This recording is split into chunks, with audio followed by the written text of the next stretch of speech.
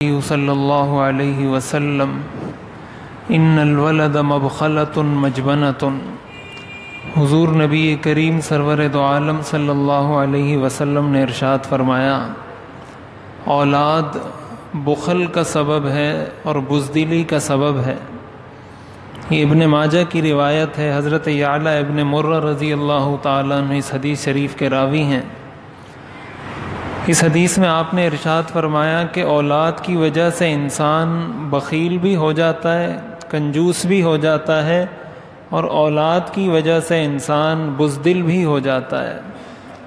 یعنی جب تک انسان کی اولاد نہیں، جب کوئی ایسا موقع آئے اللہ کے راستے میں خرچ کرنے کا، یا جو چیزیں اس پر اس کے مال میں واجب ہیں، زکوٰۃ واجب ہے، قربانی ہے، صدقہ فطر ہے، یا اس کے علاوہ جو بھی مالی عبادت جو اس کے ذمے میں واجب ہو، اس کا موقع آتا ہے تو وہ بڑی خوشی سے اور بڑی آسانی سے کر لیتا ہے۔ لیکن جب اس کی اولاد ہو جاتی ہے تو پھر والدین یہ سوچتے ہیں کہ یہ پیسے میں اپنے والد کے لیے، اپنے اولاد کے لیے بچا کے رکھ لوں، یہ اپنی اولاد کے لیے بچا کے رکھ لوں۔ اس کا نتیجہ یہ ہوتا ہے کہ بہت سارے لوگ مالی عبادات ادا کرنے سے محروم ہو جاتے ہیں۔ چنانچہ ہمارے ہاں اگر دیکھا جائے تو بہت سارے لوگ حج نہیں کرتے، ان پر حج فرض ہوتا ہے، ان کے ذہن میں یہ ہوتا ہے کہ پہلے اپنے سارے بچوں کی شادیاں کروا لوں، وہ شادیاں کروانے کے بعد پھر میں حج کروں گا۔ تو یہ تو کسی کو نہیں پتہ ہوتا کہ میں نے شادیاں کروانی ہیں، شادیاں کروانے تک میں زندہ رہوں گا، اور پھر شادیاں کروانے کے بعد بھی زندہ رہوں گا کہ میں حج کر سکوں۔ نتیجہ یہ ہوتا ہے کہ یہ اتنا بڑا فریضہ وہ ادا کرنے سے محروم ہو جاتے ہیں، جس کے بارے میں آپ نے فرمایا کہ اگر کسی شخص پر حج فرض ہوا اور اس نے حج نہ کیا تو اللہ کو کوئی پرواہ نہیں کہ وہ یہودی ہو کر مرے یا نصرانی ہو کر مرے۔ تو اولاد کی وجہ سے اپنے اوپر عائد ہونے والے فرائض کو چھوڑ دینا یہ بہت بڑی بے وقوفی ہے اور بہت بڑا گناہ ہے۔ اولاد کی محبت یہ فطری ہے، اللہ تعالیٰ نے انسان کے دل میں یہ محبت رکھی ہے، لیکن اس محبت کو اس کی حدود میں رکھا جائے۔ اس کی وجہ سے اگر شریعت کا کوئی حکم متاثر ہوتا ہے تو اس کا مطلب یہ محبت اپنی حدود سے تجاوز کر رہی ہے۔ اور اسی کے ساتھ ساتھ اس حدیث شریف کا جو بنیادی درس ہے وہ یہ ہے کہ انسان کو اپنی اولاد کی اچھی تربیت پر توجہ دینی چاہیے۔ ہماری ساری زندگی گزر جاتی ہے اولاد کے لیے پیسہ کمانے میں، کہ کسی طرح میں اپنی اولاد کو زیادہ سے زیادہ پیسہ لا کر دوں۔ پھر انسان کیا کرتا ہے؟ جائز ناجائز کی، حلال حرام کی پرواہ نہیں کرتا، اور اسی کا نتیجہ ہوتا ہے کہ انسان اولاد کی اچھی تربیت بھی نہیں کر سکتا۔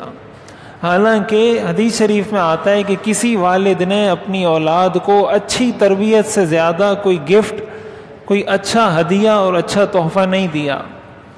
تو اگر ان کی تربیت اچھی ہو جائے، مال اگر آپ کم چھوڑ کر جائیں یہ کوئی نقصان اور خسارے کی بات نہیں، لیکن اگر مال بہت چھوڑ کر جائیں اور اولاد کی اچھی تربیت نہیں کی، یہ بہت بڑا خسارہ ہے۔